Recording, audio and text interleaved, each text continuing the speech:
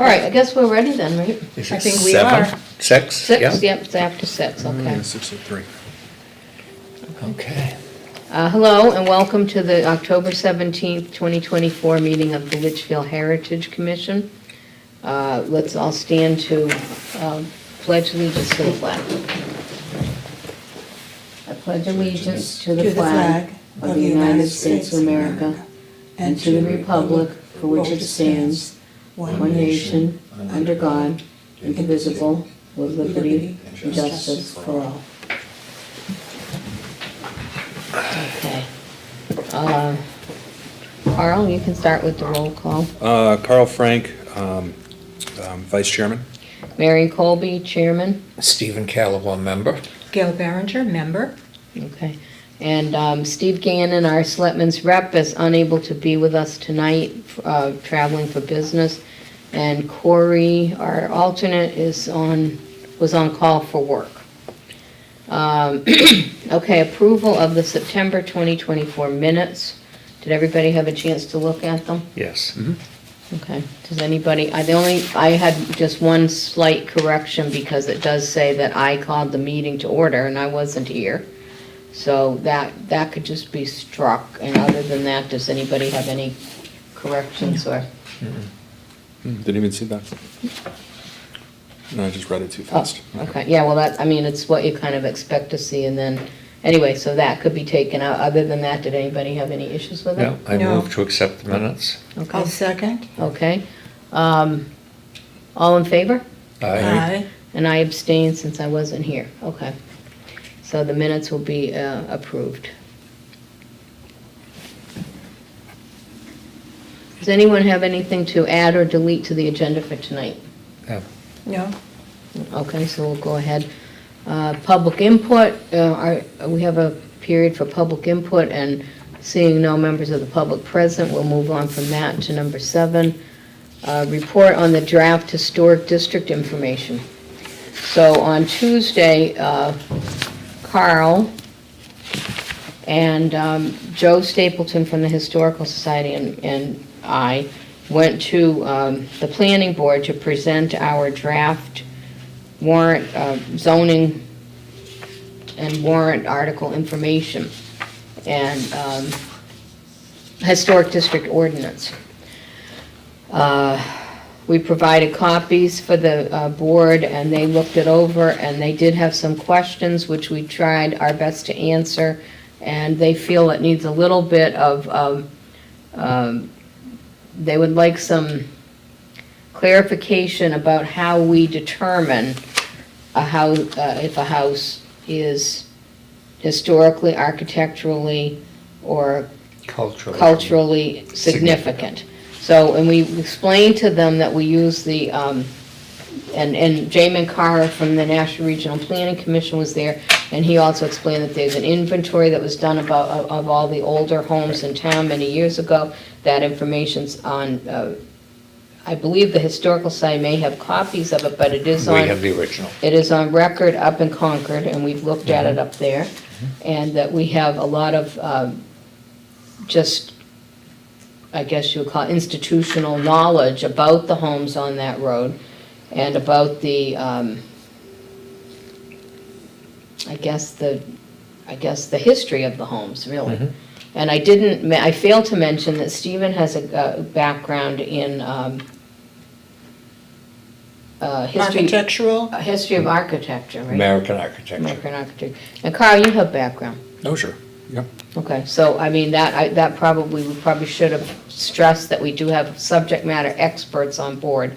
But at any rate, they would like us to attend a workshop at the planning board on the 29th, which is also a Tuesday, where I don't know if they're working on other zoning type amendments that night. It didn't seem like they were having a workshop just scheduled for us, but that maybe they're doing some breakout sessions or something to work on this. And I told them that we didn't have a problem with fine-tuning or tweaking the verbiage of this paper, but that we don't want to change the intent of it.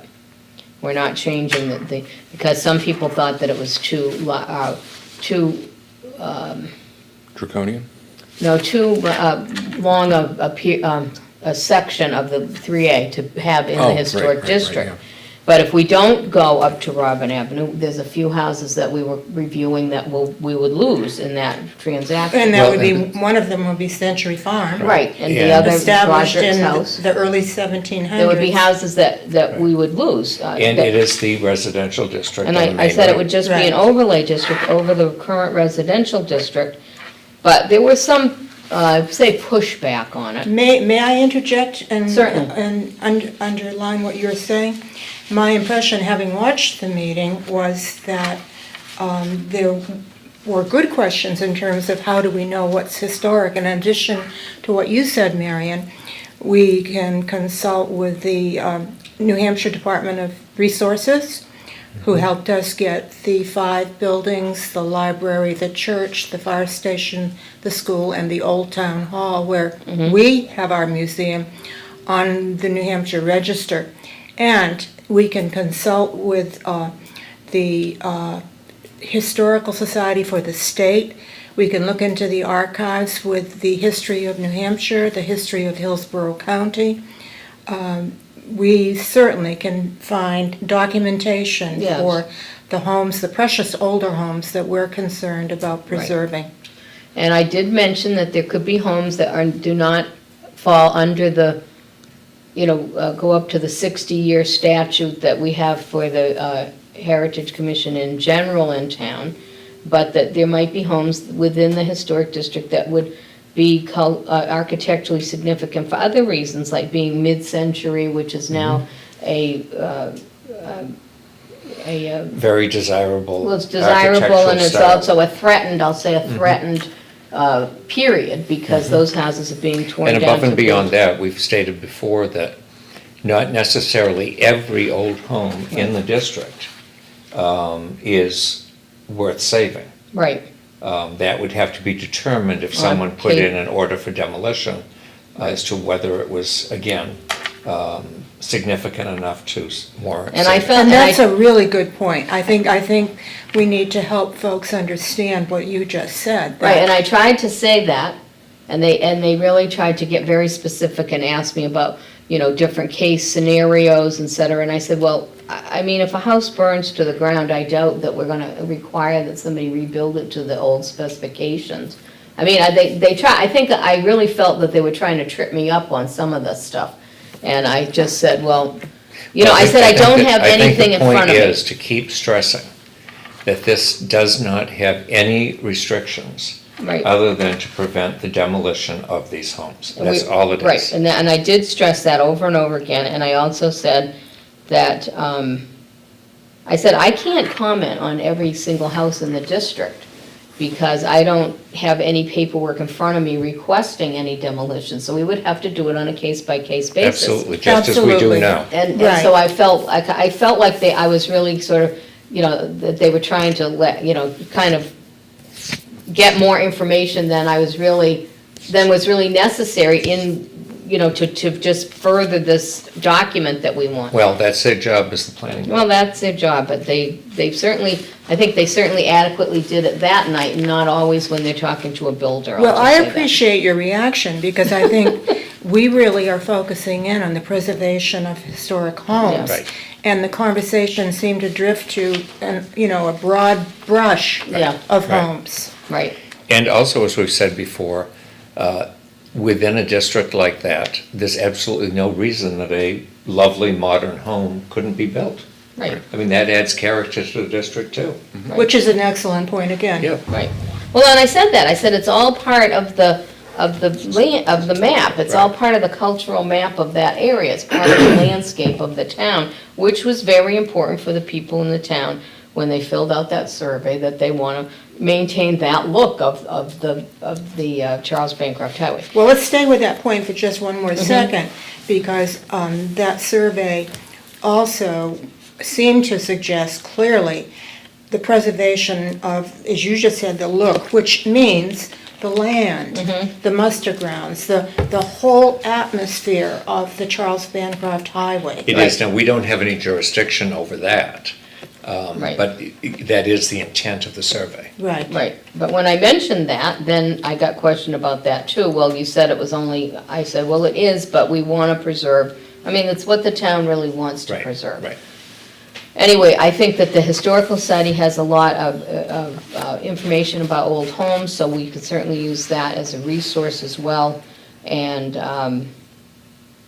I think that, anyway, I agreed, I said, well, you know, point taken, I understand what you're saying, and we'll certainly be willing to participate in the workshop. Yeah, absolutely. So any of our boards. They may who come can- up with some good suggestions for us. Sure, and they didn't like, and maybe we should have a section where we go into a little bit more depth about our expertise in determining the history of, and that would be Well, fine. I don't think that's necessary for a warrant. I don't think it is either, but That might be necessary for a hearing. But maybe you could clarify it to them so that they would be satisfied with the way that this, you know, that things are written here. Okay. Well, it could come out in a hearing, and we have to Yeah. have Yeah, a hearing. right. Right. The other thing I'd like to say before we leave this item on the agenda is that we were struggling to find out what the avenue was to get a warrant on the ballot.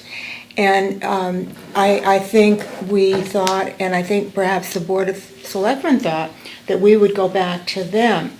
But I think Kim It's been Kleiner, our town clarified. administrator, was helpful in terms of checking with legal. Mm-hmm. And it seems that, which we weren't sure about, we were asking for this answer. Correct, for the That apparently clarification. now we need to go to the zoning board? No, the planning board, and then the planning board board will will hold the go- hearings, and then they will present it to the Board of Selectmen under the entire zoning Okay. warrant article. Beautiful, that will got it. go. Yeah. So our part, other than going to this workshop and then going to the hearings and defending our, Well, I think position. rather than defending, I think it's well, explaining. explaining, but, you know, if people come to the hearing, then we'll be the ones explaining it to Right. them, yeah.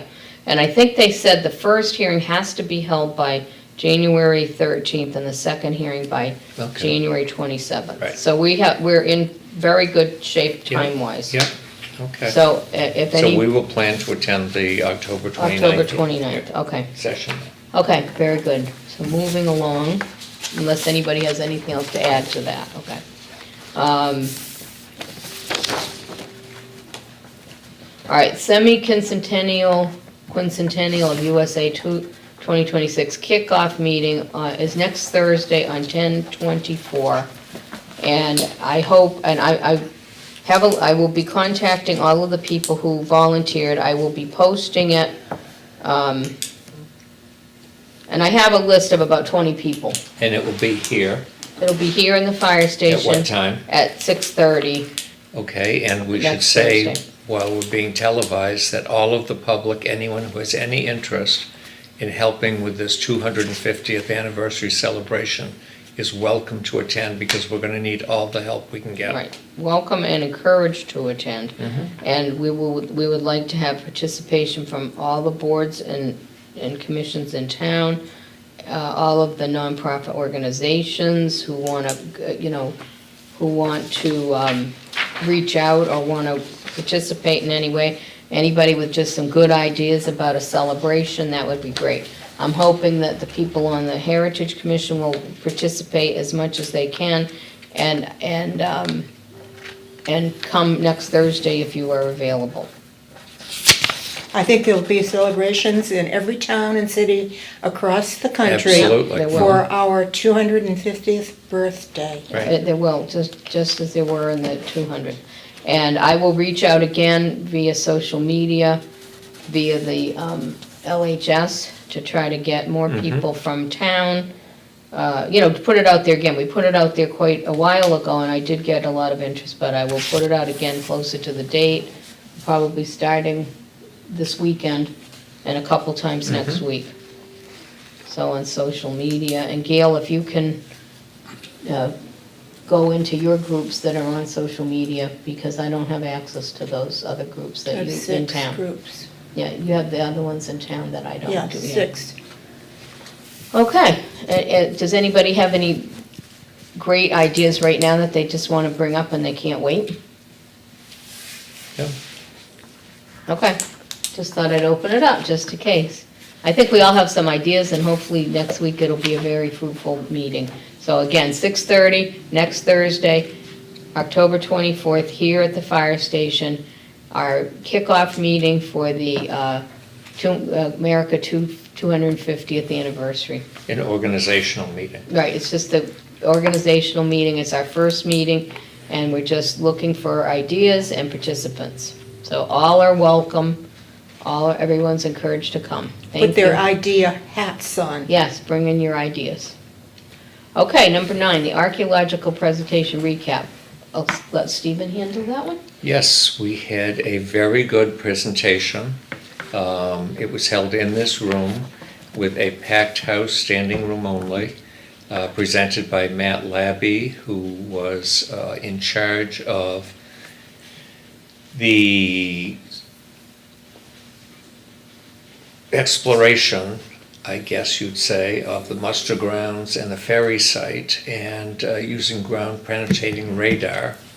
And he delivered the artifacts recovered to the town. Unfortunately, there was a little bit of mix-up in the broadcasting of the event. It was to be taped, and it accidentally was not taped.